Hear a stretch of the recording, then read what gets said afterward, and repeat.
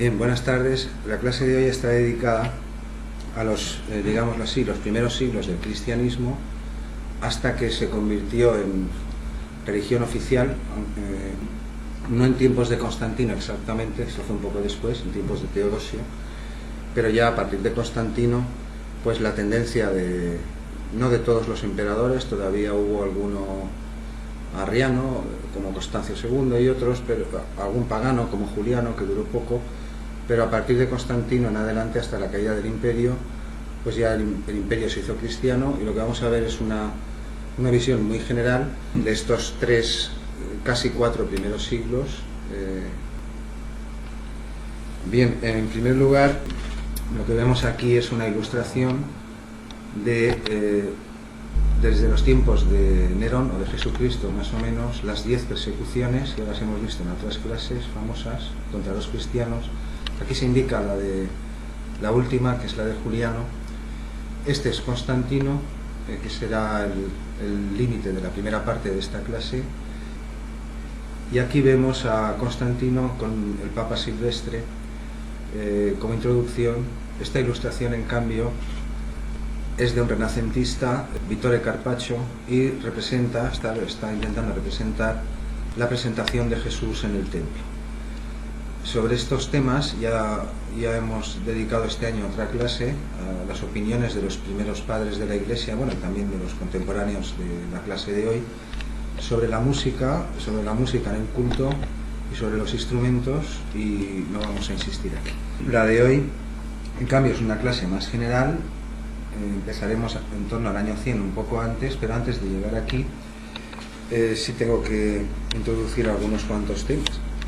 Es decir, el tema que vertebra esta clase y la siguiente viene a ser algo así como los primeros siglos del cristianismo y después su implantación en lo que es el Imperio Romano, y al final, en torno al 400, pues el fin del paganismo. Es decir, en realidad desde el siglo IV, es decir, desde Constantino en adelante, se puede hablar así, hasta el siglo VII, las escuelas de teología cristiana, obispos, papas y patriarcas, se combatieron entre ellos con todos los medios a su alcance. Hubo un montón de concilios, condenas en unos y en otros, a veces unos contra otros, arrianos contra católicos, o dentro de las mismas facciones incluso. Actuaron lo que podríamos llamar algo así hoy como servicios secretos, maquinarias propagandísticas, las controversias que enfrentaron a unos y otros, cristianos, digo, dentro del imperio, degeneraron en muchas ocasiones en éxtasis salvajes, en revueltas callejeras, pero no una ni dos, sino una cosa continua, la intervención del ejército y de la policía. Todo esto especialmente en el norte de África. En Europa, en el continente, la situación fue un poco más pacífica, pero en el norte de África, Alejandría, Egipto, Cartago, Túnez, todas estas zonas con una tradición ya antigua para estos temas, donde se tomaban las cosas pues bastante a pecho, y insisto, las revueltas eran constantes, la intervención de los militares también. Todos estos obispos, a veces partidarios de Arrio, ahora veremos qué era eso, a veces partidarios de la fe de Nicea, de lo que llamamos hoy catolicismo, y a veces de otras confesiones, de otras variantes dentro de la propia Iglesia, que hoy nos han llegado noticias escasas, pues con frecuencia instigaron también a las masas populares de estas grandes ciudades, como Alejandría o Constantinopla o Antioquía u otras muchas, que tomaban estas cosas pues bastante a pecho. Es decir, durante todos estos siglos se intrigó para conseguir y obtener el favor de la administración imperial. Unos contra otros, se desencadenó en muchas ocasiones. No estoy hablando ahora de las persecuciones contra cristianos, que eso ya lo tratamos y es un asunto diferente. Estoy hablando de conflictos en el seno de la propia Iglesia, hoy llamamos católica, pero en aquel tiempo no había una sola iglesia. Realmente el catolicismo comenzó a implantarse precisamente a partir del 325 en adelante, desde el famoso concilio de Nicea. No había muchas.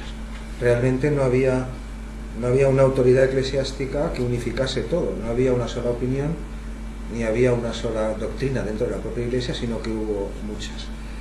La mayoría se perdieron por el camino, y ahora iremos viendo con un poco más de detalle.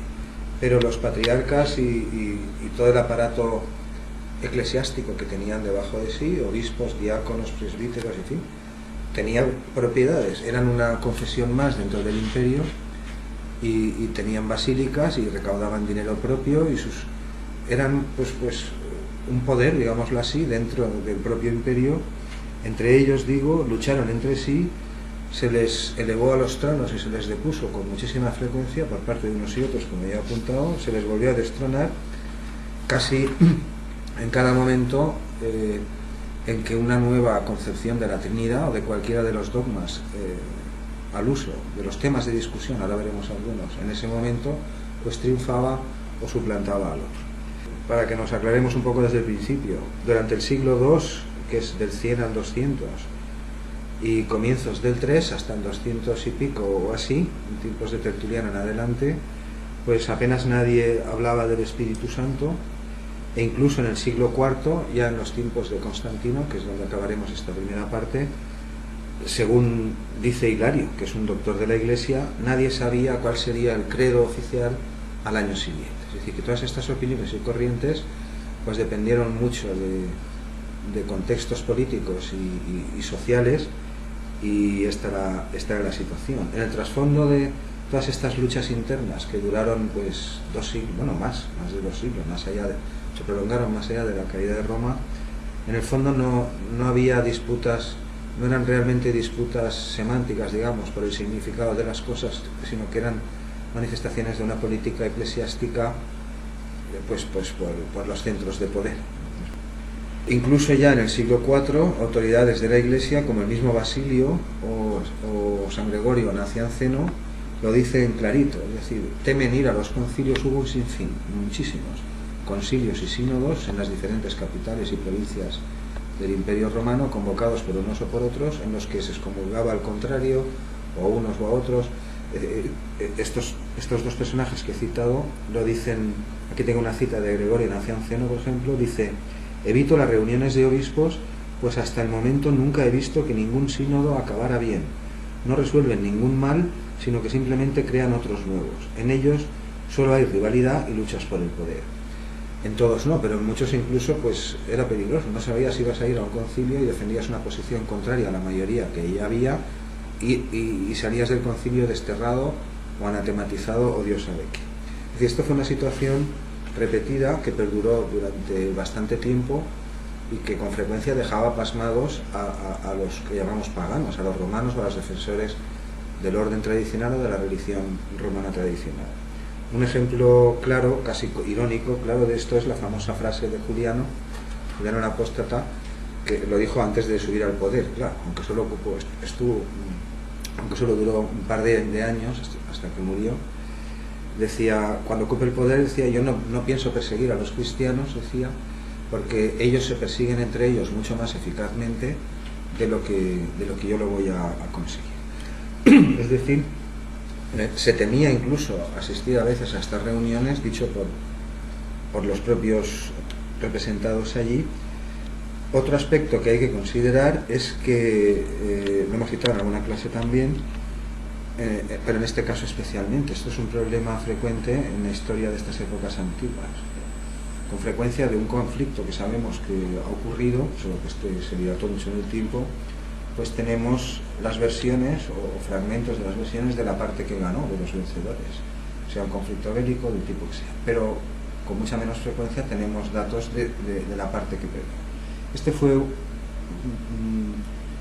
un problema, ya digo, con un trasfondo político, de política eclesiástica y de control territorial, en especial del norte de África, y lo que sabemos de unas cuantas, pues quizá una docena o más de estas doctrinas que después llamaron heréticas, o interpretaciones diferentes de ciertos aspectos de los libros de los evangelios, o de cuestiones como las que ahora citaremos algunas, la naturaleza del Padre, el bautismo para niños y otros temas. Es decir, lo que conocemos de esas corrientes y de esas disputas es lo poco que citan los autores cristianos que las combaten. Es como si yo escribo un libro contra cierta corriente de opinión y ahí cuento algo de lo que eso que estoy combatiendo defiende, pero realmente los libros originales de Arrio o de otras corrientes muy importantes, como veremos ahora, que llegaron a dominar grandes sectores del imperio. Por ponerles un ejemplo, el imperio de Oriente pues era prácticamente arriano, ahora veremos qué es eso, y el arrianismo de facto pues siguió como la religión de facto, valga la redundancia, entre amplios sectores de la población en la Europa medieval. Por ejemplo, los visigodos, los godos y buena parte de esta gente, los ostrogodos no, estos eran católicos, pero los visigodos que están aquí en España pues eran arrianos. Es decir, Hispania pues fue arriana, no católica, pues prácticamente o mayormente arriana. Bueno, habría de todo, la población estaba ahí, había un estamento clerical que se denominaba católico, y luego había una serie de obispos arrianos impuestos por los godos, pues hasta que los árabes ocuparon la península. Es decir, la mayor parte de lo que sabemos de estas corrientes heréticas procede solo de los comentarios que sobre sus opiniones se hacen en las obras de réplica de algunos padres de la Iglesia. Pero muchas de estas obras, en realidad, no pasan de ser solo productos, digamos así, de propaganda. Es decir, el vencedor defiende las virtudes de su sistema y de su cultura y de la opción que él representa, las exagera incluso y oculta las bondades o lo que pudiera haber de útil en aquello que está combatiendo. La disputa, que se prolongó durante, ya digo, más de 2 siglos, ya lo creo, y después de la caída de Roma también, incluso durante la Edad Media y ya en tiempos del Gótico, buena parte de las herejías que resurgen, a veces lo dicen así, resurgen, o están retomando temas parecidos o incluso los mismos que ya plantearon algunos de estos personajes. Decía que en el centro de esta disputa entre, no voy a decir teólogos, pero entre autoridades eclesiásticas de esa época, la cuestión central, al menos en los primeros tiempos, en torno al siglo II, era el problema de si Jesucristo, que había venido a la tierra y era el Mesías, que aceptaban los cristianos, pero no los judíos, religión de la cual procedían, el problema era si Cristo era el mismo Dios, es decir, era Dios mismo o era una creación suya, y consecuentemente, es decir, si realmente era hijo de, y por tanto existía antes, es decir, si hubo un tiempo, como defendía Río, donde el hijo no existía, pero el padre sí. Este fue el centro, digamos, el tema principal en los comienzos. Concretamente, esto es lo que defendía Arrio y los arrianos. Bueno, me estoy anticipando un poco para cosas que vamos a ver en un momento, pero ya están expuestas. Concretamente, los arrianos, los partidarios de Arrio, defendían esto. Decían que Jesucristo era hijo de Dios, pero no era Dios mismo, porque si no se hubiera podido salvar en la cruz, y en fin, una serie de cuestiones que mantuvieron dividida la Iglesia durante muchísimo tiempo. Por ejemplo, casi toda la mitad oriental del imperio era arriana. Decían que las personas del Padre y del Hijo eran lo mismo, pero eran diferentes, mientras que los católicos sostenían que no. Dicho en palabras de Atanasio, Jesucristo era Dios hecho carne, es decir, la encarnación de Dios, pero no era un hombre que llevaba a Dios dentro. Bueno, son problemas un poco delicados, se conocieron con un nombre genérico de disputas cristológicas y engloban otros temas que irán saliendo por el camino.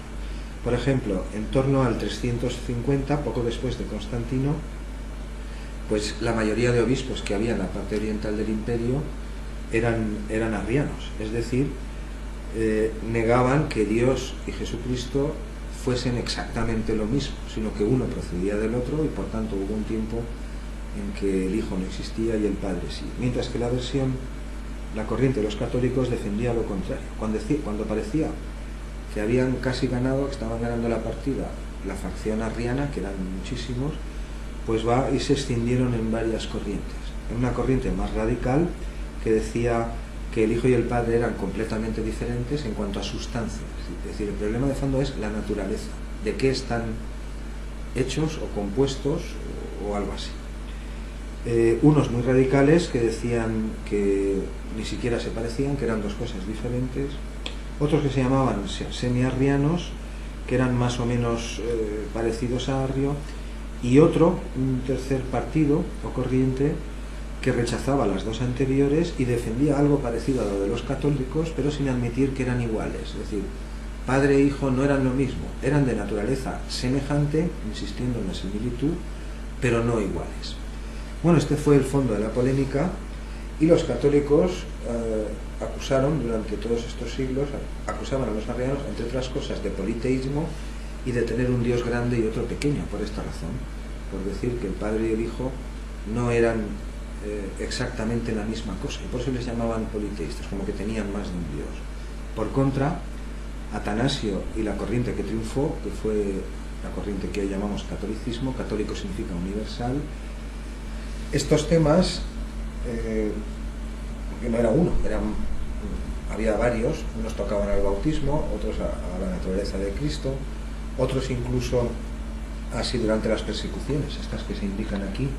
Entre estas persecuciones, en ocasiones se obligaba al clero católico o incluso arriano o de otra de estas corrientes que hubo a oficiar a los dioses de los romanos, porque los cristianos defendían una serie de cosas, ahora veremos determinadas algunas, pues que a los paganos les chocaban bastante. Por ejemplo, se negaban a oficiar sacrificios o a participar en los ritos de cualquier otra religión o de cualquier otro pueblo, siendo así que en la Roma pagana, pues no voy a decir que fuera de buen gusto, pero era una cosa que no entrañaba más problemas. Tú eras egipcio y adorabas a Isis o a quien fuera, pero en los días señalados también compartías ritos o colaborabas con los sacerdotes paganos o de otras cosas. Es decir, era una vida religiosa un poco más llevadora para los mismos dioses, como que convivían con un poco más en paz, más tolerantes entre ellos, mientras que los cristianos no querían hacer sacrificios, se negaban a oficiar a los dioses que ellos llamaban ídolos, a cualquier dios que no fuera el suyo, se negaban a hacer el servicio de las armas, es decir, a alistarse en el ejército. De hecho no empuñaban las armas, y por esto en muchas ocasiones fueron llevados al martirio en los circos. En fin, defendían una serie de cosas, la resurrección de los muertos, sin contar con lo que estamos comentando aquí, todo este trasfondo de disputas o disquisiciones sobre cuestiones teológicas que se extendieron a toda la población. Ciudades como Constantinopla, Antioquía u otras muy pobladas, pues todo el mundo hablaba de esto en las calles, era como un tema de discusión popular. Decía esto porque incluso en el donatismo es eso, en esencia, durante algunas de estas persecuciones se obligaba al clero católico o incluso al arriano, que era la contra, el cristiano igualmente, a oficiar a los dioses de los paganos.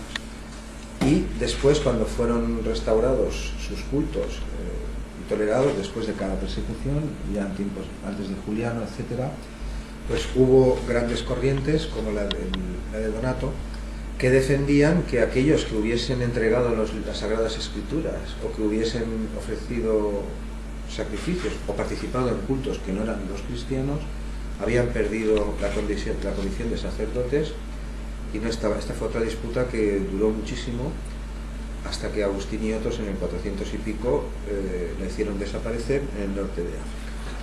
Iremos viendo algunas de estas cosas muy por encima, ya lo he dicho, es una cuestión muy general, y esta introducción solo tiene por objeto situar las principales piezas en su lugar, sin entrar en el detalle de las cosas. El año que viene sí que intentaremos dedicar una conferencia o una clase solo a estas corrientes heréticas, cristianismo, donatismo, arrianismo, y hasta un total de casi dos, hay muchas más, pero este año lo vamos a dejar así.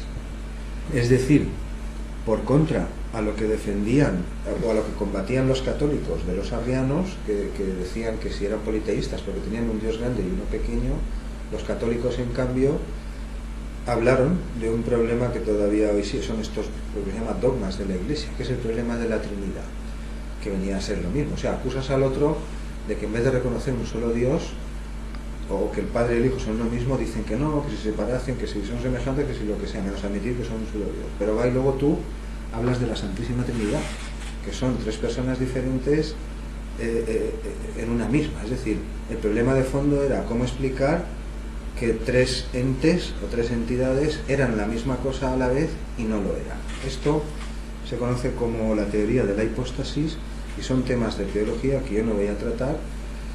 Es decir, aquí solo estamos exponiendo una visión histórica de lo que se sabe, de lo que se supone, de cómo se supone que ocurrieron ciertas cosas, sin entrar en opiniones acerca de la veracidad de unas creencias u otras. Insisto, la interpretación de quién pudiera tener razón, o de la teoría de la hipóstasis, o del misterio de la Santísima Trinidad, o de los dogmas del credo niceno, o de lo que fuere, yo no voy a entrar, y que nadie se dé por aludido, ni es nuestra intención, ni nos sentimos capacitados como hacerlo. Por decirlo en tono irónico, como dice Thompson, uno de los mayores expertos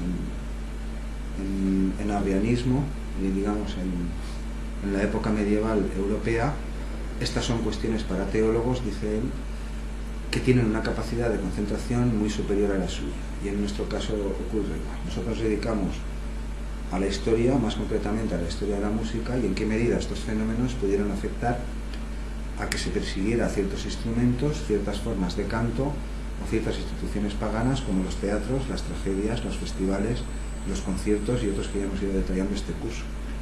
Pero claro, las polémicas de fondo políticas, pues para tener un cuadro general, pues hay que exponerlas. Quiero decir, los católicos les echaban en cara a los arrianos, estuvieron a punto de hacerse con el control, que eran politeístas porque no admitían una unidad de Dios, pero luego ellos impusieron como dogma de la Santísima Trinidad, en contra de toda la Iglesia de Oriente. Esto sí que es un mérito de Constantino y quienes le rodeaban, y no pasó nada. Quiero decir que lo que persiguieron en unos tiempos lo habían defendido con anterioridad, por ejemplo el caso de Atanasio, o viceversa. Bueno, con el tiempo ya vimos en otra clase que la palabra pagano pues acabó designando, o hereje también, acabó designando a cualquiera, fuera cristiano o no lo fuere, que no profesara la fe de Niceno. Es decir, durante estos primeros tiempos, digamos el siglo III y comienzos del IV, los arrianos, que estaban muy extendidos, mucha gente comulgaba con estas interpretaciones, volvieron a sufrir otra escisión, fueron fragmentándose en diferentes corrientes de opinión, y al final triunfó el catolicismo. Este asunto, el asunto más sangriento, comenzó, o se toma como punto de partida, un famoso debate que se celebró en Alejandría en el 318 sobre este problema que ya hemos planteado, el problema de la Trinidad. Es decir, si se podía entender eso en los términos teológicos o filosóficos, o como ellos lo quisieran interpretar, si esto se podía entender así, de que había tres personas que eran una sola, pero que a la vez no lo eran, frente a las posturas que defendían los arrianos, que decían que no, que sí, que eran Dios los dos, pero que uno procedía del otro, y por supuesto hubo un tiempo, es decir, que Jesucristo fue creado, y por lo tanto hubo un tiempo en el que el Hijo no existía, pero el Padre sí. Bien, como introducción, pues ahora irán saliendo algunas cosas más, intentaré atender a todas. Este famoso debate lo convocó Alejandro de Alejandría en el 318 contra Arrio, que ahora lo veremos. Bueno, no me quiero anticipar, mejor voy a dejar a Arrio para dentro de unos minutos y seguiremos con la exposición. Bien, intentaremos empezar la historia por el principio, y en unas cuantas transparencias estaremos en los tiempos del debate que acabo de comentar. Ahora estamos en torno al año 100, es decir, ya ha habido un par de persecuciones, la de Nerón en el 60 y tantos, y también la de Domiciano en el 80 y tantos.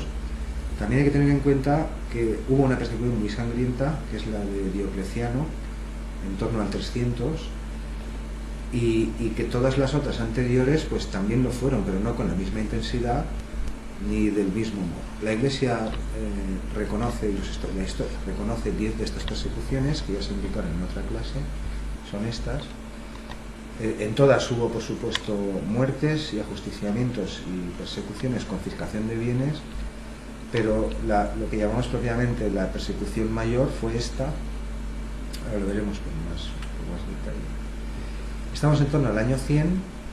Es decir, los cristianos ya existen, claro, Jesucristo ya murió en la cruz, el cristianismo se ha ido propagando, en este tiempo todavía no es mucho, pero es decir, los sucesos a los que remite el cristianismo, la vida de Cristo, pues ya ha pasado. En estos tiempos, en torno al año 100, pues había, según Barro, unos 30.000 dioses en total, en toda la vida pública romana. Esto incluía los dioses de los romanos y también los de todas las confesiones que pudiera haber en cualquier pueblo, en cualquier parte. Según Petronius, por ejemplo, que muere poco antes que Nerón, en el 66, dice Petronius que había pueblos en los que había más dioses que habitantes. Y esto respecto a lo que he dicho antes. En los primeros siglos de Roma no hubo una sola iglesia cristiana. Es decir, hasta el 187, poco después de donde estamos ahora, pues unas 20. A comienzos del siglo III, es decir, en torno al año 200 y algo, según Hipólito de Roma, 32. En tiempos de Teodosio, aquí Constantino creo que ha muerto, acaba de morir, había al menos 80. Y a finales del 400, es decir, en tiempos de Agustín, que muere en el 430, en todo el imperio había al menos 128, no vamos a decir iglesias cristianas, pero insisto, en estos siglos, el 3 y el 4, no había una ortodoxia ya establecida, como es el caso hoy o hace 100 años. No había un criterio doctrinal uniforme, no había una sola verdad, sino que las decisiones importantes se fueron tomando durante el curso del conflicto. Y fue un conflicto que duró bastante y abarcó, insisto, todo el norte de África y después también buena parte del continente. Está este señor aquí, esto es un cuadro de Dalí famoso, porque hubo una de estas corrientes heréticas a cargo de un tal Montano. Montano había sido un sacerdote pagano antes, concretamente Galli, que ya los hemos ilustrado en otras clases aquí, y también la de los castrati, cuando hablábamos de la historia de los eunucos, porque eran los sacerdotes encargados del culto a Cibeles, y una parte de su iniciación era que eran castratos. Bueno, en cualquier caso, Montano fue Galli, después se convirtió al cristianismo y fundó su propia corriente de opinión. Fue declarado hereje, claro, y después perseguido y anatematizado en la propia iglesia, en fin.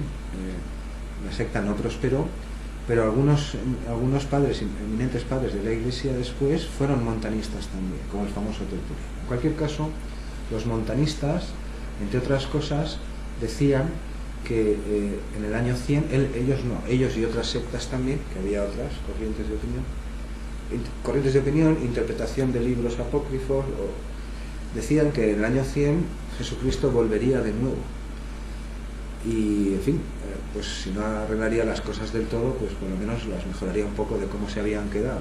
Es decir, había una profecía, Montano se convirtió al cristianismo y rápidamente comenzó a hacer profecías, él y dos mujeres que le acompañaban, predicaban en iglesias, predicaban el cristianismo, pero con sus variantes y sus interpretaciones, y una de ellas era esa, que en el año 100 volvería Jesucristo, descendería a la Jerusalén celeste y sería el fin de los tiempos. Y por eso está aquí. En rigor, lo que ocurrió, pues ya lo sabe todo el mundo. En el año 100, pues no volvió nadie por aquí, que sepamos, no hubo ningún fin del mundo, luego se pospuso al milenio, hubo otras propuestas. Los paganos también tenían una, decían que en el 365, en el año 300, es decir, en el cómputo de años después de Cristo, igual al número de días que tiene el año, pues el cristianismo se acabaría y restauraríamos, había de todo. El caso es que en torno al año 100 se vio que en efecto esto no ocurrió y buena parte de los cristianos, digamos, de reciente conversión, pues volvieron a recobrar parte de sus costumbres paganas. Es decir, dado que no se había cumplido la profecía y el fin del mundo no estaba tan cerca, mucha gente que se había convertido o que estaba haciendo ascetismo o profesión de fe, bueno, muchas costumbres paganas, dicen los autores contemporáneos, volvieron a resurgir, ciertas sectas, como estas que se indican por aquí, o ciertas costumbres de los paganos, como era que las mujeres se peinasen, o se arreglasen, o se pintasen, o cosas parecidas. Avanzamos un poco, bueno, esta está aquí para ilustrar desde la nueva producción, esta que han hecho, Exodus, ilustra la separación de aguas del Mar Rojo para recordar que los cristianos ciertamente algunas de las cosas que contaban sus libros sagrados o que pretendían que eran ciertas, como que Jesucristo después del muerto, que era el mismo Dios, resucitó, o como que los muertos podían resucitar algún día, pues les chocaban bastante. Para recordar que la tradición cristiana provenía de la judía, que es donde ocurren estos hechos. Cuando el pueblo elegido, el faraón les dice, sí, iros, os libero al final de no sé cuántos años, pero tienen que atravesar el desierto y después va en su persecución. Y ahí en un determinado momento dicen los libros sagrados que las aguas del Mar Rojo se apartaron y les dejaron pasar a unos y a otros. Quiero decir, los cristianos predicaban ciertas cosas, insistían en ciertas cosas que los paganos no entendían y que eran muy chocantes. Decían, pero ¿cómo es posible que resuciten los muertos? Decían, y el que ha sido incinerado y el que ha muerto en un naufragio, en realidad la práctica habitual hoy, la inhumación que se llama, enterrar a la gente, enterrar a los difuntos en sarcófagos, en ataúdes, se llama inhumación. Fue la práctica de moda que pusieron los cristianos, porque los romanos se incineraban, que guardaban sus cenizas en una urna, en el panteón familiar, facilitar esa resurrección que se produciría algún día de los cuerpos, que esto es lo que les chocaba realmente a los paganos, ¿no? Los espíritus y las almas, que de eso Platón y otros venían hablando los griegos, tiempo hay, los gnósticos y muchísima gente, sino que los cristianos afirmaban que era el propio cuerpo que uno tiene el que volvía a vivir, de modo que no quemar los cuerpos, no incinerarlos, mantenerlos. Claro, esto era evidente para cualquier romano y para cualquier cristiano también, decían los romanos, pero si se corrompen, si al cabo de unos meses tú vas allí y allí no queda nada, ¿cómo es posible que eso vuelva? No es que te reencarnes en otro cuerpo, como decían hinduistas u otras confesiones orientales que estaban vivas dentro del imperio, no, con tu mismísimo cuerpo. Esta cosa, este tipo de milagros u otros, y otras cosas que defendían también, como las que ya he citado, negarse a empuñar las armas, etcétera, y otras, pues hicieron que cada vez aparentasen ser cada vez más un peligro, decían los paganos, para la estabilidad de las costumbres y del propio Estado. Es decir, la religión cristiana viene de la religión judía, solo que desde el primer momento los primeros padres de la Iglesia, ya en torno al siglo II, intentaron diferenciar completamente qué era cristiano, qué era ser cristiano y qué era ser judío. Los judíos han sido perseguidos en tiempos recientes de una forma inmisericordia y atroz, esto es la historia reciente, y todavía hoy siguen ocurriendo estas cosas, pero ya lo fueron también en la antigüedad, por los propios cristianos y por un montón de situaciones diversas. De los cristianos ahora veremos algo más de estos primeros tiempos. Aquí tenemos a uno de estos herejes, este se llama Marción, que se convirtió en uno de los mayores peligros que tuvo que superar la Iglesia cristiana, llamémosla así, en estos tiempos. Ni católica, ni arriana, ni de unos ni de otros, sino aquellos que defendían que Jesucristo era un nuevo Mesías, porque esta era la diferencia esencial. Los cristianos decían que el nacimiento de Jesucristo, que era hijo de Dios y todo lo que se cuenta, era en efecto el Mesías que profetizaba la Biblia, mientras que los judíos dijeron que no, que todavía está por venir, y ahí comenzaron a separarse. Pero esto fue una actitud conscientemente perseguida por los que se llamaban cristianos, para diferenciarse de la fe judía del Antiguo Testamento. Este es Marción, que era un rico naviero, teníamos hoy un armador, es decir, un señor riquísimo, que fabricaba barcos para el comercio y la guerra y de todo, y estaba forradísimo de dinero. Predicaba el cristianismo igual que los demás y los mismos libros y cosas parecidas, pero defendió, entre otras cosas, que los primeros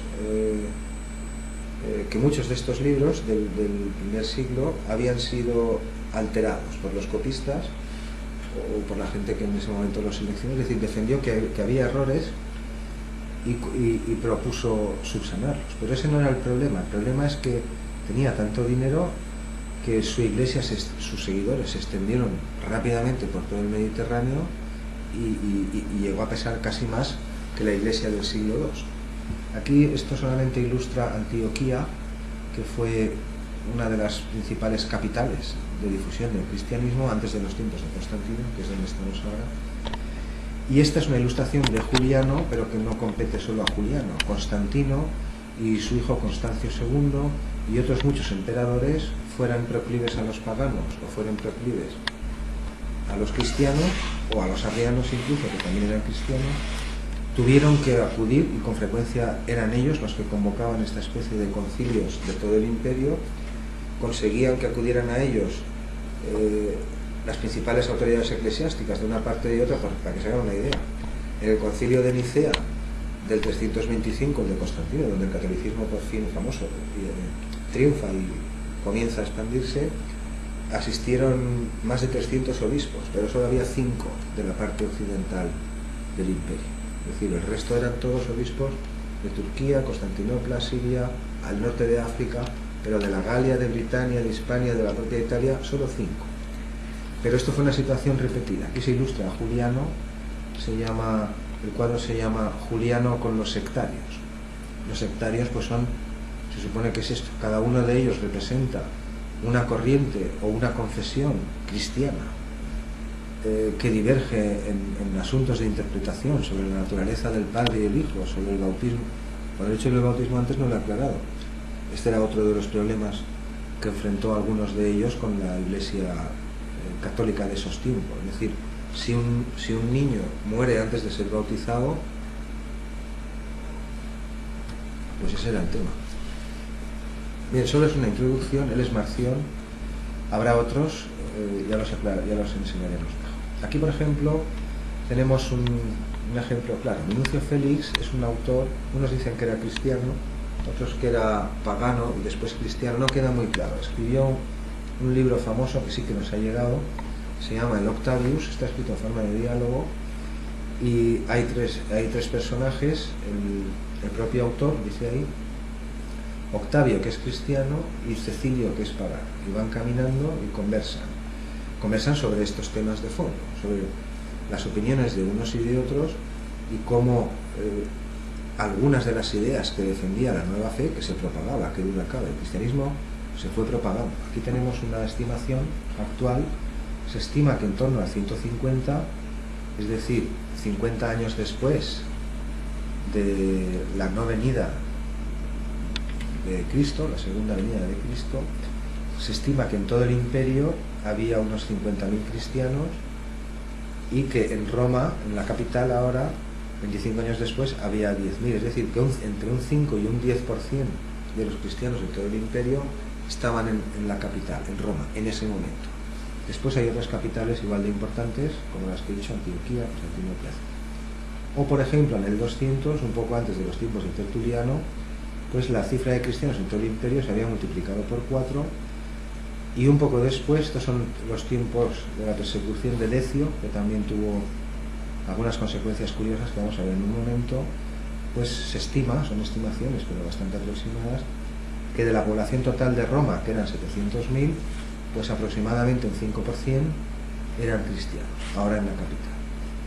Es decir, el personaje pagano, insisto, todas estas cosas las sabemos por esta obra, por alguna más que queda suelta por aquí y por allá, y después por los propios libros cristianos que ellos escriben sobre esa contienda. Aquí uno de los personajes defiende el punto de vista del paganismo,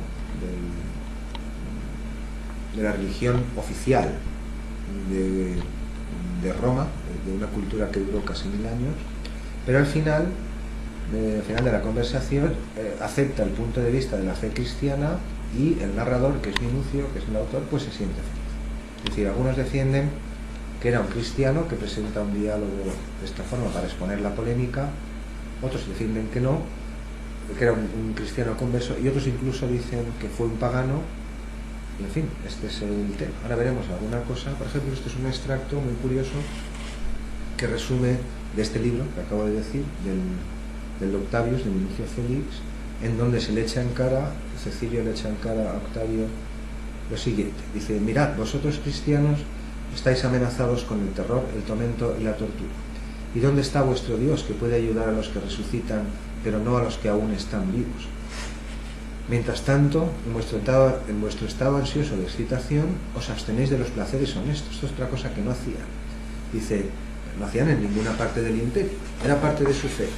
Por ejemplo, si les obligaban a pelear en un combate de gladiadores, no se defendían. Estos son parte de los mártires. si les arrojaban a las fieras, aunque les dieran armas, no se defendían.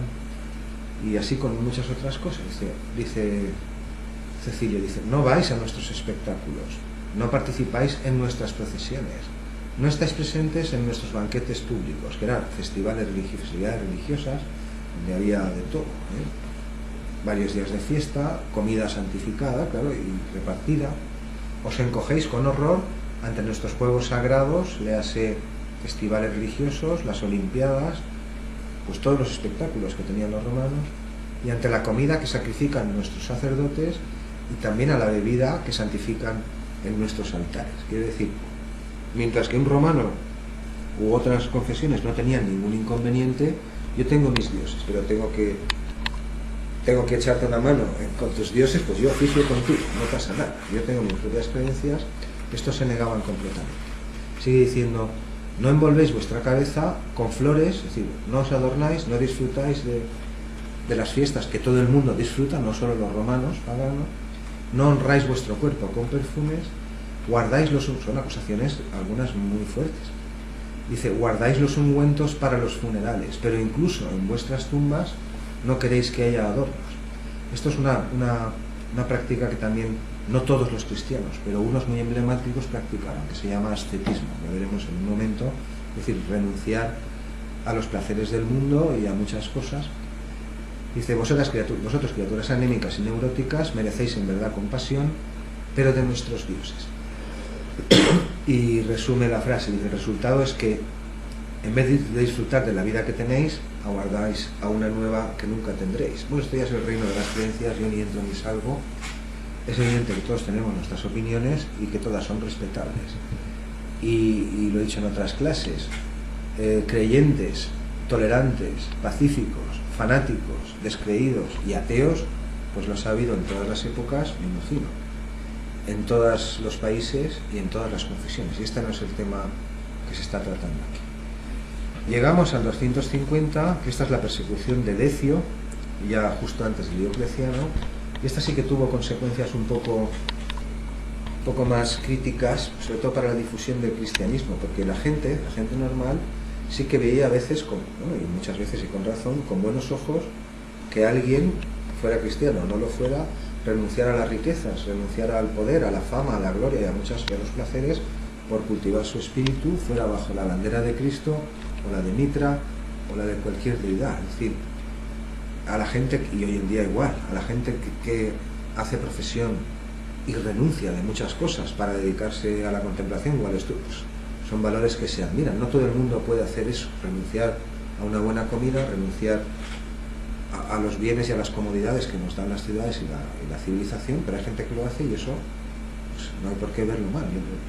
Yo no veo nada en contra a priori. Pero digo que esta persecución concretamente, que sí que se propagó, se extendió a buenas partes del imperio, porque una cosa es que el emperador y el clero que está aquí o allá promulgue leyes que afectan aquí o afectan allá, y otra cosa es que se cumplan. Esto es muy diferente.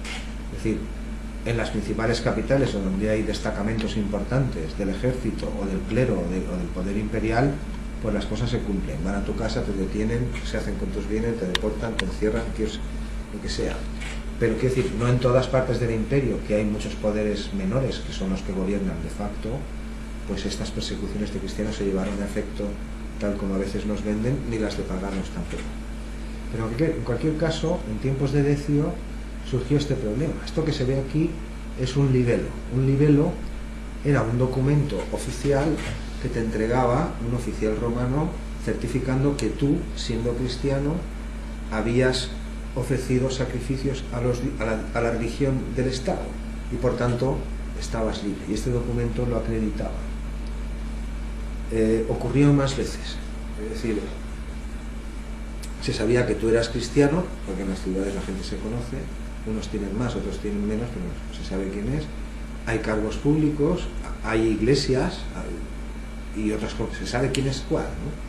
O tú eres sacerdote o presbítero cristiano y tienes tu propia basílica en esa ciudad, entonces las autoridades, con los decretos que emitió Decio, te obligaban a eso. Y los que se negaron, pues mártires, deportados al exilio, sus bienes confiscados, etc. Pero muchos con cargos de la iglesia cristiana pues pasaron por el aro, como se dice en la calle, y oficiaron a los dioses o entregaron sus cálices o sus objetos de culto sagrados, y a esto se les llamó traditores, lapsi o traditores, que es de donde viene la palabra traidor actualmente, y esto significaba literalmente los que se han equivocado. Lapsi o traditor significaba los que a la hora de tomar una elección se habían equivocado al transigir ante la autoridad estatal en oficiar a sus dioses cuando tu propia religión te está exigiendo que no lo hagas. Esto sería, bueno, voy a decir que era como la objeción de conciencia actual, pero sí, tiene un aire parecido. El caso es que con motivo de esto, la corriente que llamamos donatismo, de Donato, ahora no recuerdo si es Donato de Bagay, creo que es Donato de Cartago, pues defendió a partir de la persecución de Decio, y cuando pasó la persecución cesó en unos años por sucesivos decretos de otros emperadores. Donato y todos sus seguidores defendieron que todos aquellos que tenían un libelo, es decir, lo del libelo que no lo acabado de explicar, tú ibas allí y oficiabas, hacías el rito pagano, y había un oficial romano y tropas, pero había un oficial que era el que daba fe y te extendía el documento para demostrar que tú habías cumplido con el Estado y por tanto quedabas libre y no eras perseguido, ni arrojado a los leones, ni deportado, no pasaba nada, te respetaban. Pero buena parte del clero africano del norte de Egipto, Alejandría en adelante, Cirenaica y hasta Cartago, fueron donatistas y defendieron que no, que todos aquellos que habían traicionado la religión cristiana, si antes eran obispos ya no lo eran, si antes eran sacerdotes o presbíteros o diáconos ya no lo eran. Y todos los sacrificios, todos los oficios o sacramentos que hubieran impartido después de haber abjurado de la fe cristiana, de obtener su libelo, pues eran inválidos. Si te había casado con la fe cristiana no estabas casado, si te había bautizado no estabas bautizado. Y si había ordenado a 50 o a 100 sacerdotes desde este momento hasta que ellos caían sobre el asunto, pues todos esos nuevos sacerdotes tampoco eran válidos. Bueno, esta fue una disputa que perduró, ya digo, hasta más allá de los tiempos de Agustín. Él fue de los últimos que la combatió, pues casi 200 años, y que enfrentó, pero muy violentamente, a algunas de estas facciones, sobre todo en el norte de África. Aquí hay un fenómeno también que no vamos a tratar hoy, solamente lo comentaré muy por encima, que son los circunceliones. Aquí debajo es que no tengo una imagen, así, esta me puede valer. A consecuencia de la persecución de Decio, muchos cristianos que habitaban en las ciudades importantes del imperio se retiraron al campo y a los desiertos, huyeron de las ciudades, digámoslo así, y se pusieron a practicar la vida ascética. El ascetismo, retirarse o recluirse a una cueva o a un lugar del desierto, se puso muy de moda en estos tiempos, y esto fue en parte consecuencia de la crudeza con la que se llevó a cabo la persecución de Decio. Pero estos señores que están aquí, solamente voy a comentar qué son, procedían de todas estas zonas que se llaman Numidia. Esto es Cartago, aquí estaba la ciudad de Agustín, Hipona, aquí está Cartago, esto es Alejandría, esto es la Cirenaica, pero de toda esta franja de aquí abajo, lo que llamamos Numidia y también Mauritania, no la actual sino la de entonces, pues en el desierto comenzó a aparecer un fenómeno. Eran donatistas, o digámoslo así, no eran católicos, eran cristianos, pero eran más partidarios de lo que defendían los donatistas. Es decir, que todo el clero traditor debía ser perseguido o incluso exterminado. Pues los circunceliones consistían en bandas, era algo así como una especie de campesinado errante, hoy podríamos decir como células precomunistas o algo así. Es decir,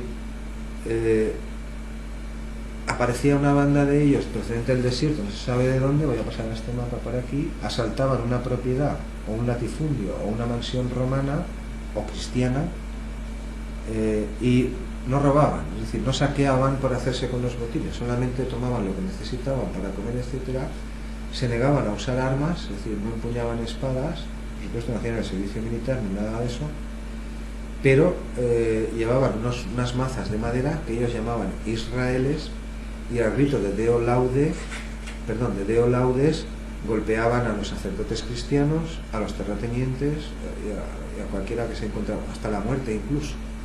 Es decir, fueron hordas no controladas que los donatistas y otros utilizaron en ocasiones, azuzándolos contra el propio ejército romano o para la población. Ya lo hemos dicho al comienzo, todo el norte de África desde el 300 en adelante, o un poco antes del 300 en adelante, fue una lucha interna de los patriarcas de la Iglesia por controlar todos estos vastos territorios. Los circunceliones, ya los trataremos con más detalle en otra ocasión, pues eran analfabetos, claro,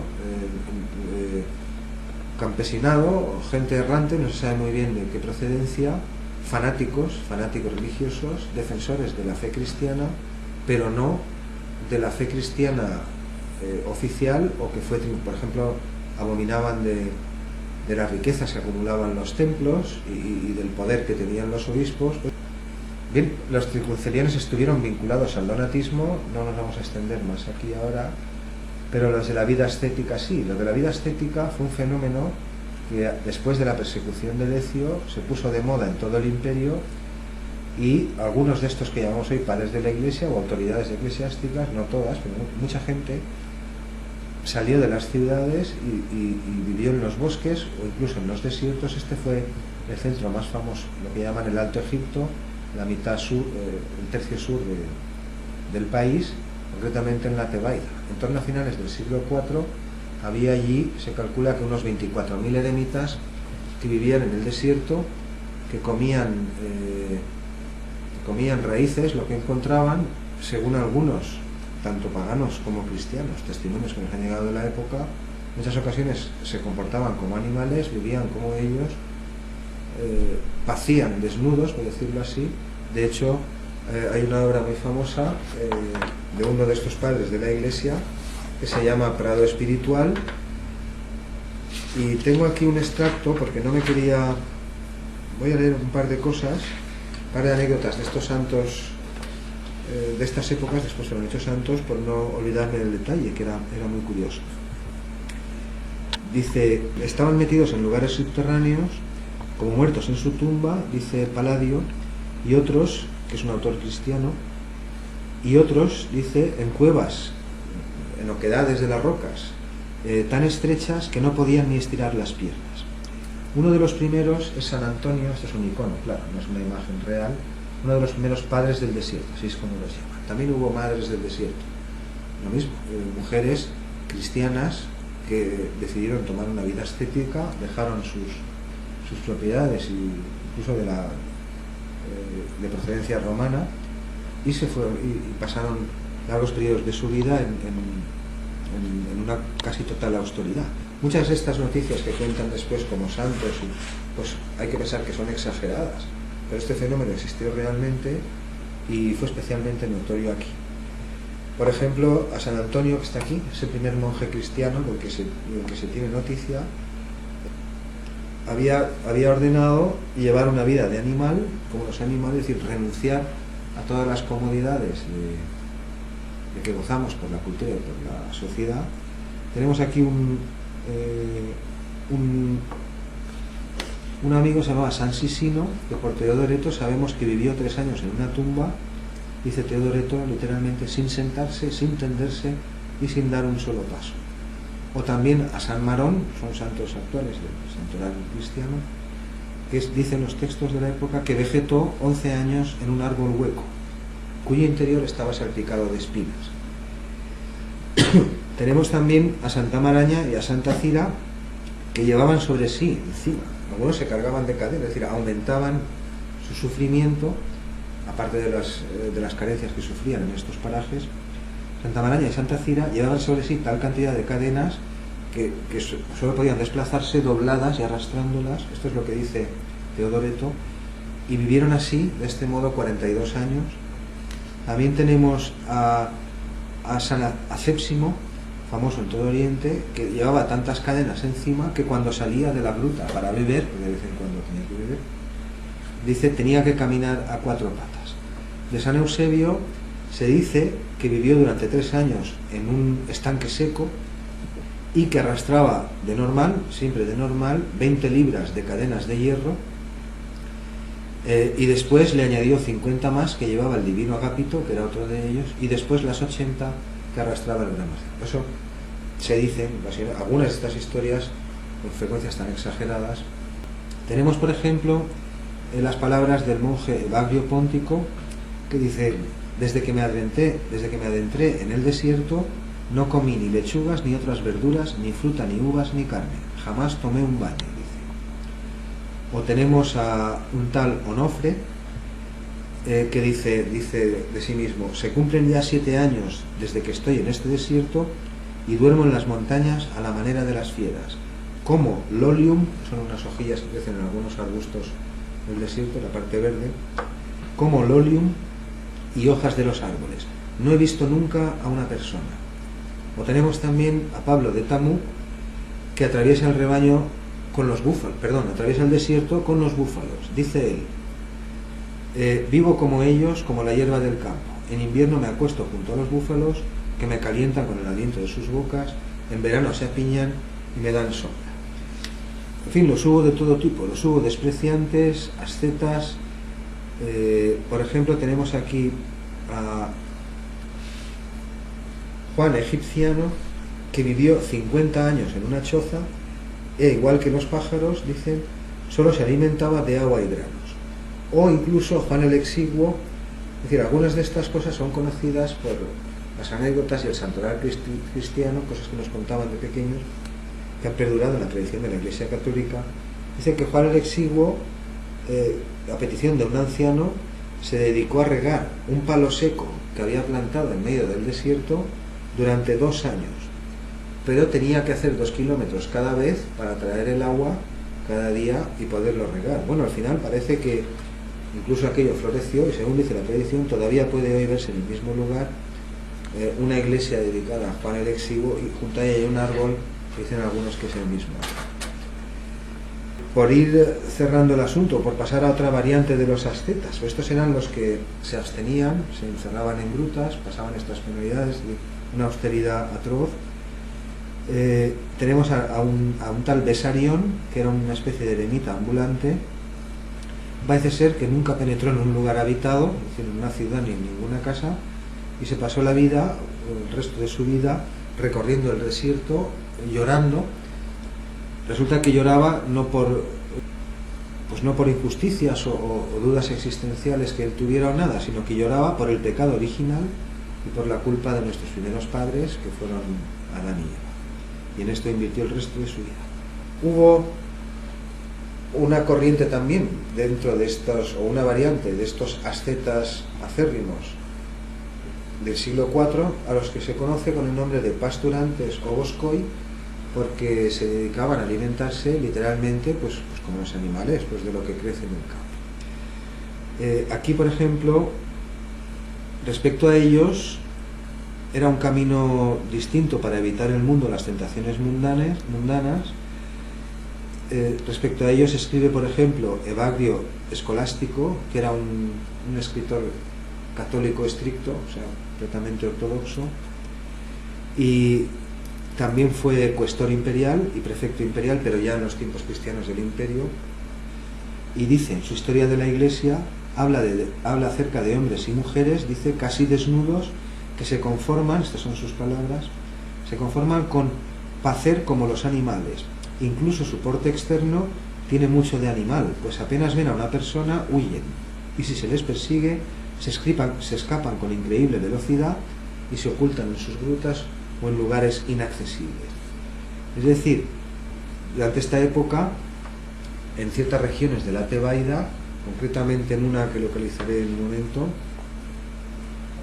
concretamente en la comarca de la Chinezana, pues abundaron este tipo de personajes que comían lo mismo que los animales, es decir, pastos, arbustos, hierbas que crecían. Pero en esta concretamente, la situación y la concentración de comedores de hierba, que es como los llamaban, o boscoi, este era el nombre que recibían, pasturantes, boscoi, y en el haber popular la gente le llamaba directamente comedores de hierba.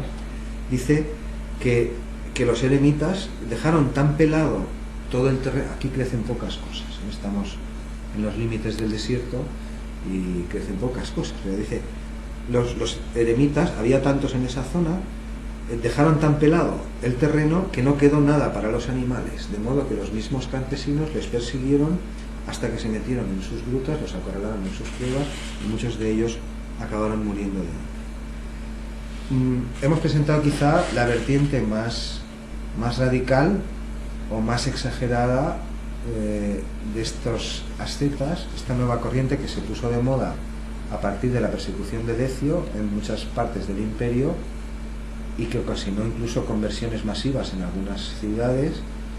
Es decir, en los primeros tiempos, hasta el siglo III, pues así lo dicen, incluso los mismos padres, los que propagaban el cristianismo, sobre todo en el norte de África, no querían a los gentiles, es decir, proliferaban sobre todo entre las clases más proletarias, menos educadas, digámoslo así. Es decir, no querían verse rodeados de romanos cultos que habían estudiado retórica o gramática o conocían la filosofía o podían argumentar y contradecir y decir esto no puede ser así o ahí te estás pasando de exagerado o de frenada o de lo que fuera, sino que intentaban rodearse siempre, y ahí es donde más medraron, entre las grandes masas campesinas de todos estos terrenos. Esto era el granero del imperio, o de los puertos donde había mucha mano de obra, gente sin educación, lo cual no es hablar aquí peyorativamente de nada, sino simplemente indicar pues lo que se está queriendo indicar. Aquí vemos algunos de estos ejemplos. Este es uno muy famoso, aunque si lo van a buscar en internet tengan cuidado porque aparece en varios siglos diferentes. No se sabe si son versiones medievales de la misma historia, pero no puede haber 3 y hasta 4 Simeón el Mago, que es como se llamaba, que hicieran, Simeón el Estilita, perdón, que es como se llamaba, o es que eran una familia cuyos nietos se dedicaron a lo mismo. En fin, en cualquier caso, aquí se ilustra. Simeón el Estilita se dice que se pasó, algunos dicen que 40, otros 50 años en lo alto de una columna de no sé cuántos metros de altura y que de allí no bajaba. Había gente, seguidores suyos y acólitos, porque esta gente eran venerados como santos. Es decir, es que muchos de ellos no es que se iban al desierto a ayunar y a sufrir y a abstenerse del contacto con el mundo, como diría Nietzsche, para que quedase lo más puro, sino que muchos de ellos predicaban. Es decir, durante el día hablaban de los libros sagrados, de las profecías, del cristianismo, del judaísmo, de Roma y de todo, y la gente iba a escucharles. Es decir, que eran como algo así como oráculos vivientes o nuevos profetas o intérpretes quizá más acertados, porque habían renunciado a todos los honores y a las riquezas que el clero oficial no renunciaba y por lo tanto eran más venerados. Es decir, eran como algo así como sabios ascetas o místicos, ciertamente no del saber pagano que había construido un imperio milenario, sino de los temas que ellos se ocupaban. En cualquier caso, aquí tenemos a Simón el Estilita en una de esas versiones. Digo que aparecen 4 o 5, si uno se pone a buscar ahí, uno de estos tiempos, que parece que es el auténtico, del siglo IV, otro del siglo V, otro del siglo VI, incluso en el siglo VIII no me parece que aparece otro. Muchas de estas historias, insisto, no se puede saber si son verdad o si son reminiscencia una de otras, igual que de los padres del desierto. No se duda de que en efecto estos personajes estuvieron ahí, hicieron todo lo que hicieron y muchas de las cosas que se han dicho, que nos han llegado, pues sean ciertas, pero evidentemente no todas. Hay algunas que evidentemente no lo son. Bueno, la obra principal que habla de todos estos personajes, que la he citado antes, se llama así, Pratum Spirituale, es de un tal Juan Mosco, que por estas fechas fue monje en Egipto, en Siria y por ahí, donde estaban los Boscoi, por todas partes, y menciona a uno de estos anacoretas de los que él habla, que se le presentó con estas palabras. Dijo: yo soy Pedro, el que pace a orillas del Jordán. Es decir, no solo los paganos, muchos cristianos de entonces también veían esto como una rareza. Es decir, gente que se pasaba la vida, pues, como decían con sus propias palabras, paciendo como los animales, viviendo con ellos, desnudos y alimentándose del mismo modo que se alimentaban los animales. Buena parte de los más célebres ascetas egipcios, y estas personas que estamos citando, quizá no sea necesario recordarlo, pero es conveniente, eran analfabetos, como por ejemplo el mismo San Antonio, que es como se le conoce hoy. Nació en el seno de una familia acomodada, rica, con posibilidades, pero parece que desde joven se negó a aprender a leer y a escribir, pero no por pereza o porque le costase más que a otros, sino parece ser que fue por razones o motivos exclusivamente religiosos. En la última clase lo aclaramos. Ya Tertuliano lo decía y después Basilio. El que cree, el cristiano, una vez que cree y ya tiene la fe, no necesita ninguna explicación de cómo se mueven los cielos y mucho menos de cómo se mueven los infiernos. Pues solamente como introducción, el año que viene sí que hablaremos de las distintas corrientes heréticas y dedicaremos también una clase a estos personajes. Aquí tenemos el texto del edicto de tolerancia que se promulgó en Nicomedia después de la persecución del Diocleciano, la más sangrienta, la última o la penúltima, digámoslo. Queda Juliano un poco después, pero el de Juliano duró apenas dos años. Y aquí, por fin, con este edicto, pues este no es el edicto de Constantino, que es del 313, pues se levantó la prohibición sobre los cristianos. Y aquí había una cosa curiosa. El que está hablando es Galerio y toda su corte. Dice: también buscamos que incluso los cristianos que habían abandonado la religión de sus ancestros, es decir, la de los judíos, se reintegrasen a la razón y al buen sentido. En efecto, por algún motivo, la voluntad de los cristianos fue por su propia obra plagada de tal manera y fueron presa de tal tamaña estupidez que abandonaron las instituciones ancestrales, que quizás sus mismos, está hablando del pueblo judío. Y dice: en su lugar, por su propio capricho y como bien les pareció, está intentando indicar que el Estado había intentado permanecer ajeno a todas estas cuestiones durante un par de siglos, teniendo que intervenir con frecuencia en el norte de África y en muchas ciudades para sofocar revueltas y enfrentamientos de unos contra otros. Dice,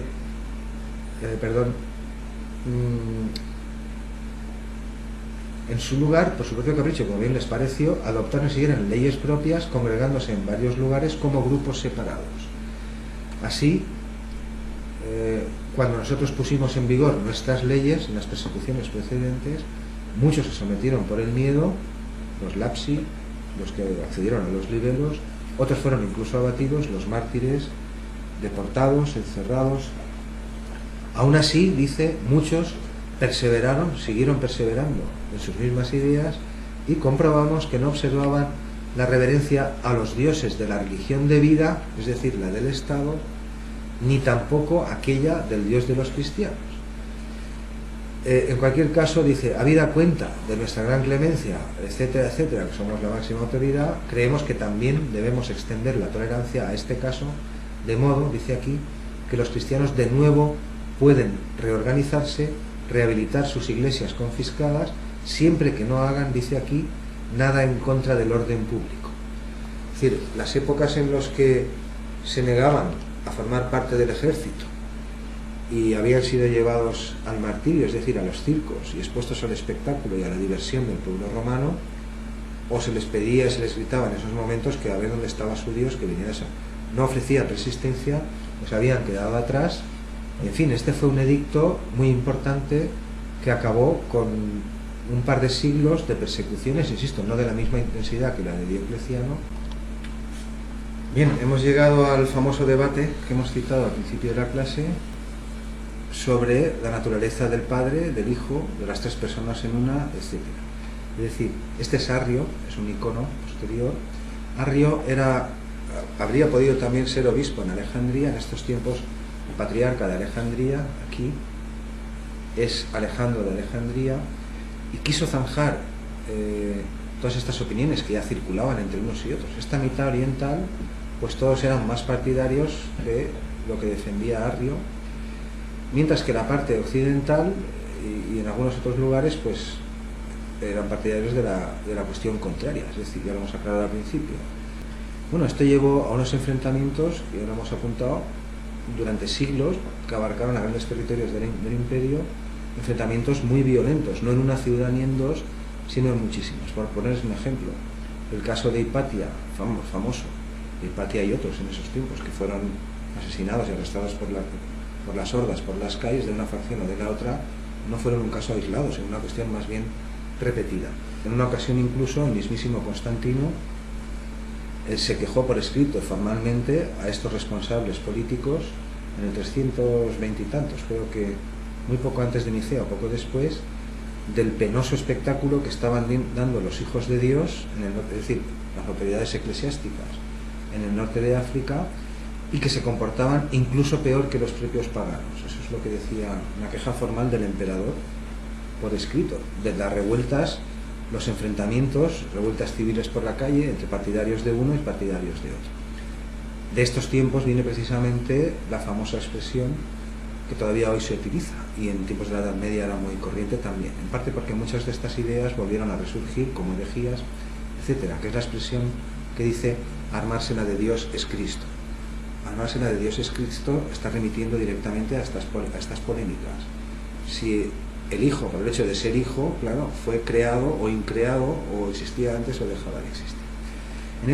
En este año Alejandro quiso zanjar todas estas polémicas que ya venían ahí dándose y celebró un debate sobre la Trinidad con Arrio. Y de Arrio no tenemos apenas nada, lo poco que sabemos es por algunos escritos de contrarréplica de Atanasio y de otros. Arrio podía haber sido obispo de la ciudad de Alejandría, elegido por sus propios partidarios. Quiero decir, la iglesia arriana que dicen, pues era una facción, aquí mucho más importante que la facción que después es la católica. Arrio era muy popular, de hecho era el presbítero, el representante de una de las iglesias, si no la más popular y la más famosa de Alejandría. Sobre todo aglutinaba a clases trabajadoras, trabajadores del puerto, mujeres y otro tipo de artesanos de la ciudad, una ciudad con casi 1 millón de habitantes, que se dice pronto. Pues Arrio podía haber sido electo patriarca de Alejandría, pero renunció en favor de Alejandro, es decir, de algún modo cedió, él se dedicó a sus cosas. Apenas sabemos nada de él, pero parece que en cierto sentido no estaba tan interesado en la política o el control eclesiástico cuanto en sus propias ideas y en sus creencias. En cualquier caso, el debate se celebró, hubo después de dos debates en un sínodo público que reunió unos 100 obispos aproximadamente, pues Alejandro excomulgó a Arrio, es decir, un obispo cristiano con sus propias iglesias en Alejandría anatematizó, es decir, proscribió y expulsó de la iglesia al representante de otra facción importantísima con sus iglesias y con sus cargos también, obispos igual.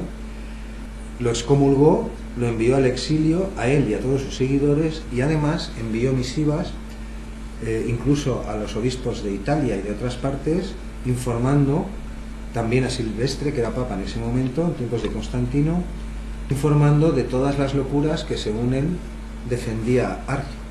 Las locuras que defendía Arrio pues ya las hemos expuesto al principio de la clase. El caso es que, claro, la actitud que tomó Alejandro, es decir, excomulgar a un colega, es como si dijéramos que un diputado excomulga a otro porque es del partido contrario, por salvar las distancias, ¿no? E informar a todas partes, a todos los que pudo, produjo el siguiente efecto. Es decir, la iglesia alrededor del Mediterráneo no eran solo los 100 obispos que consiguió reunir Alejandro para excomulgar a Arrio, sino que eran muchos y cada cual tenía sus diócesis, sus propiedades y su poder respectivo. Es decir, algunos se pusieron a favor de, después de que Alejandro envió cartas a todos informando de estos asuntos, unos se pusieron a favor de Arrio y otros se pusieron en contra. Es decir, hubo otros sínodos de estos concilios después. Arrio fue absuelto por otros concilios en otras partes, después fue de nuevo condenado en otras partes, unas por otras.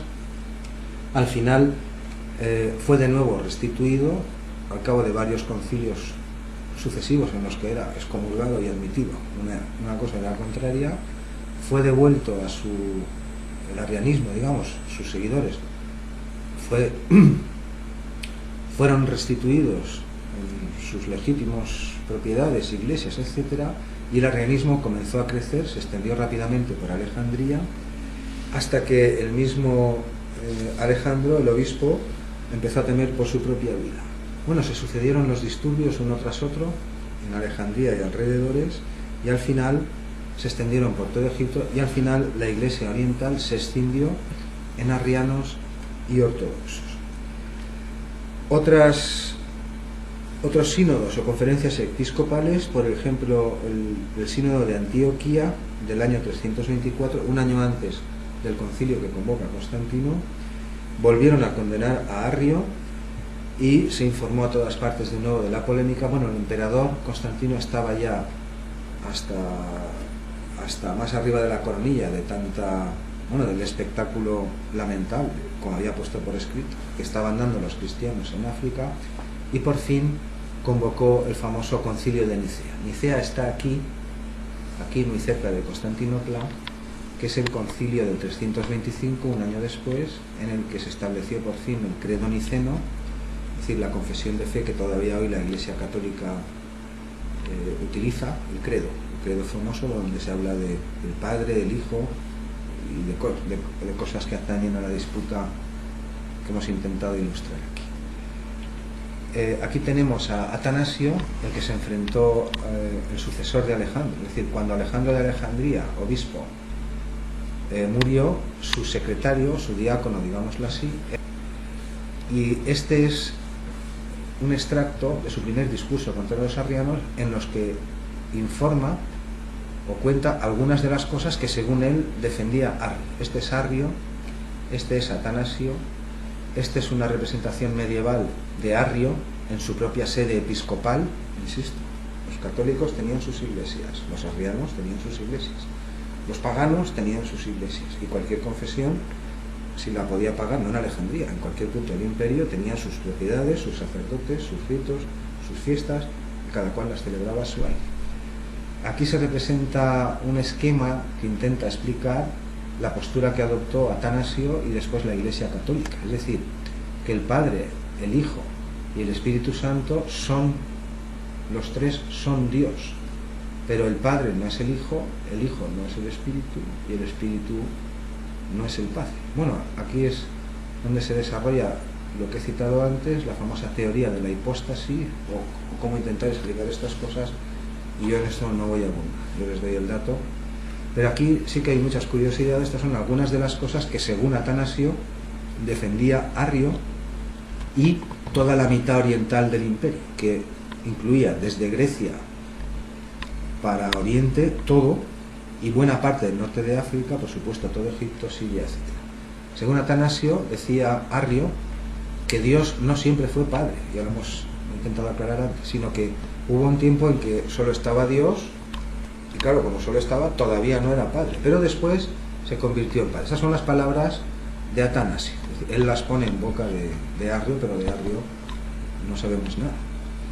Otra de las ideas era esta: el Hijo no existe, es lo mismo, son derivaciones, el Hijo no existió siempre, pues igual que todas las cosas se hicieron de la nada, esto decían los evangelios y los mitos babilónicos y muchas tradiciones, ¿no? La creación, y todas las criaturas y obras fueron hechas, también la palabra de Dios dice, ahora aclarará un poco mejor qué es eso, o qué quiere él decir que es eso, también la palabra de Dios mismo fue hecha de la nada, es decir, que hubo un tiempo en que solo estaba Dios, tampoco estaba su palabra, y hubo un tiempo en que no existió, y dice él, es decir, Jesucristo, aquí se está refiriendo a Jesucristo, él no existió antes de su origen, sino que él y otras entidades en algún momento, esto es lo que significa esta frase, en algún momento fueron creados, puesto que Dios estaba solo y la palabra aún no era, ni tampoco la sabiduría. De modo que al desear darnos forma, el Creador, Dios, hizo a cierto ser y lo llamó palabra, sabiduría e hijo. En fin, estas son algunas de las ideas, es un extracto de esta obra que sí que está conservada, y pues por intentar centrar un poquito la cuestión.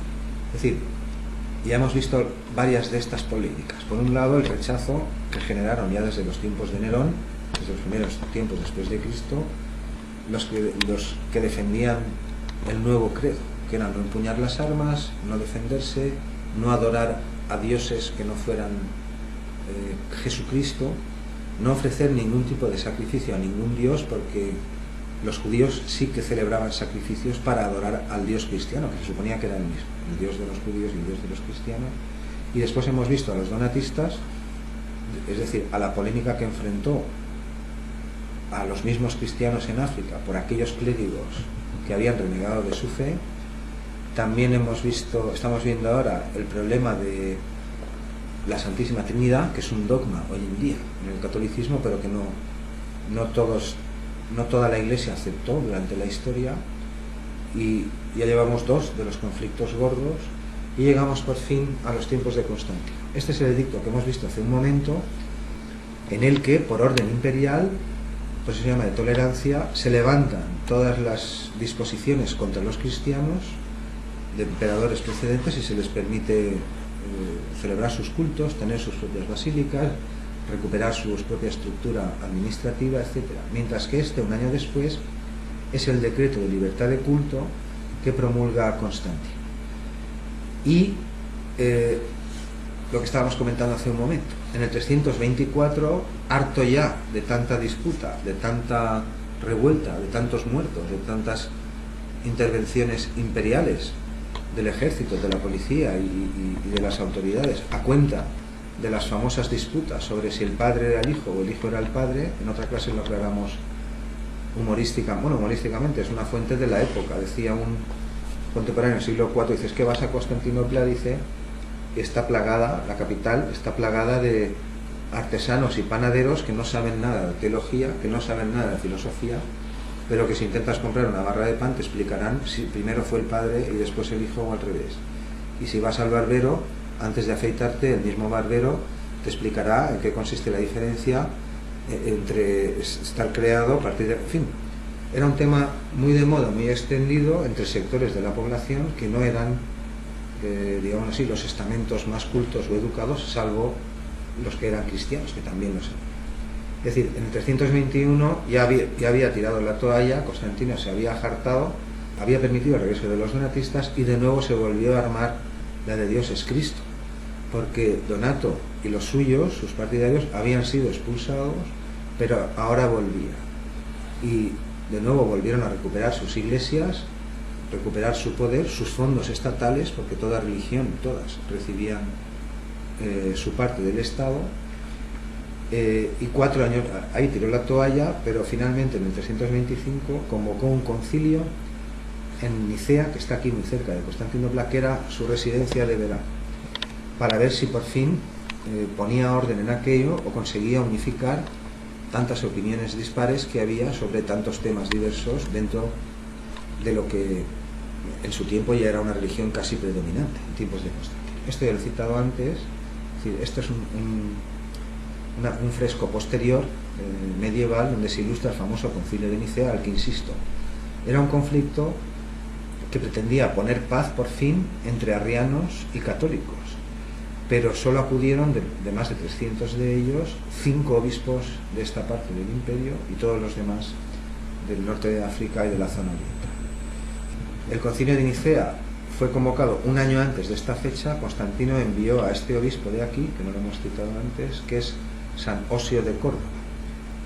Era un personaje importante dentro de la jerarquía eclesiástica, próximo al poder romano, y lo envió un año antes a hacer gestiones con los obispos de ambas partes de la contienda para que se reunieran por fin en Nicea y conseguir un acuerdo. Bueno, el concilio de Nicea, esto fue una cosa también muy sorprendente, había elegido Constantino esta ciudad, era su residencia de verano, había muy buen clima parece ser, y él corrió con todos los gastos, es decir, convocó allí a más de 300 obispos, convocó a más, acudieron los que acudieron, y durante unos meses, en palabras de Eusebio, pues decía que aquello parecía un sueño, es decir, la autoridad imperial, que todavía, bueno, era pagano, porque Constantino solo fue bautizado en el lecho de muerte, aunque favoreció mucho a los cristianos, y es un punto de inflexión.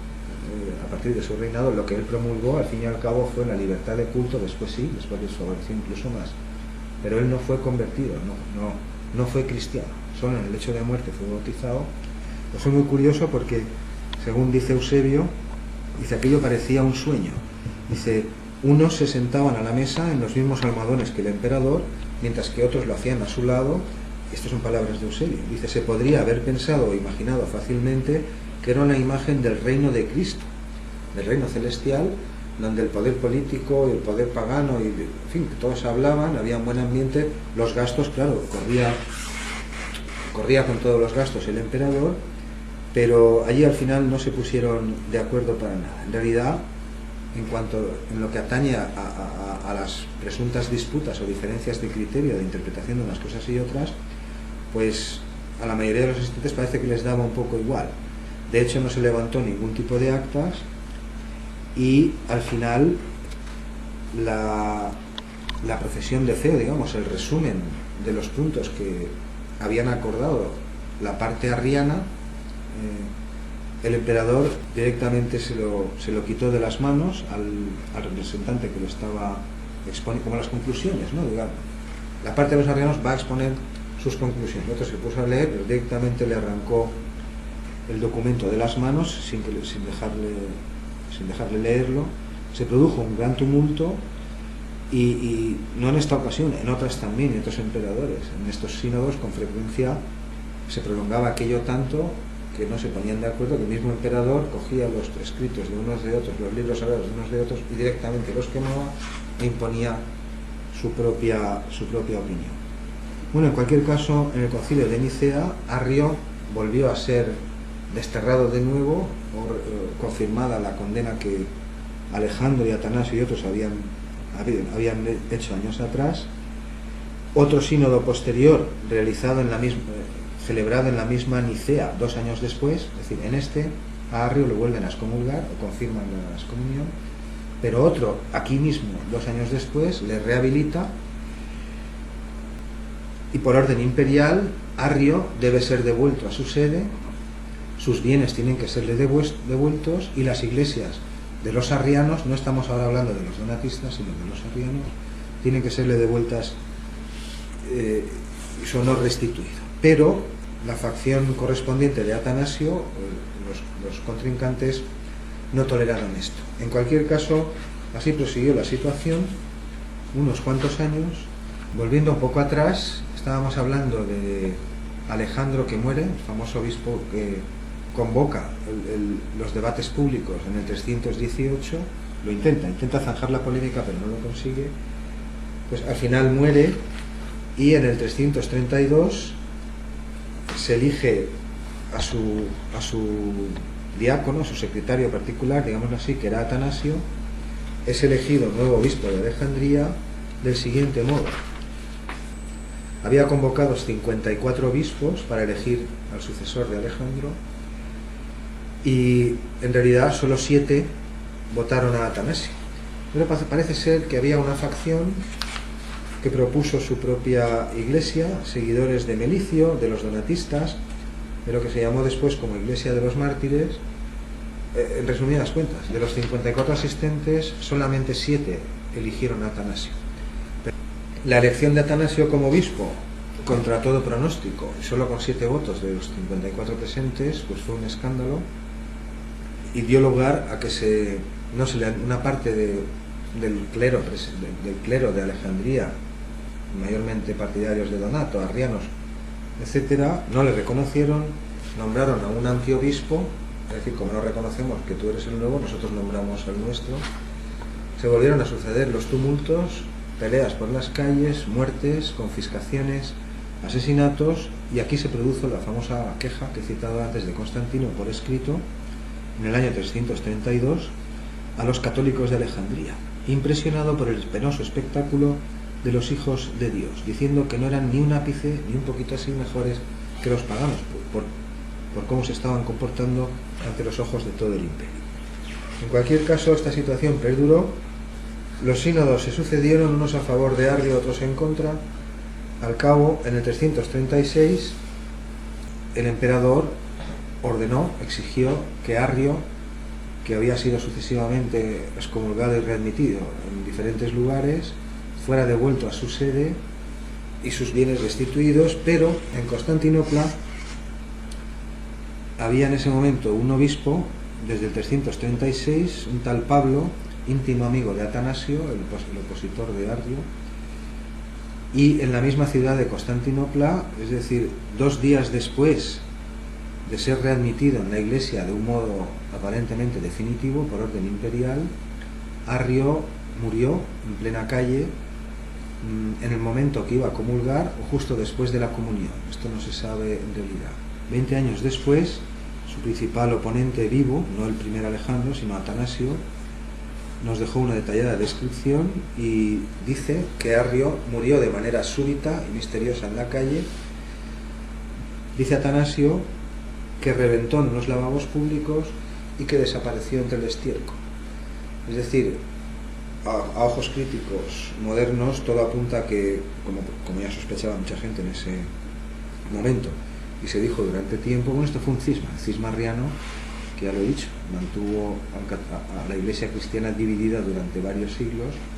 Pues todo apuntaba a una muerte por envenenamiento. Es decir, que al final sí le damos la razón, pero justo 2 días después de ser readmitido en Constantinopla, y esto es lo que defendieron los arrianos siglos después, es decir, que el famoso Pablo, el amigo de Atanasio, obispo de Constantinopla en este momento, fue el inductor y el responsable, el asesino de Arrio, así le llamaron por los siglos venideros.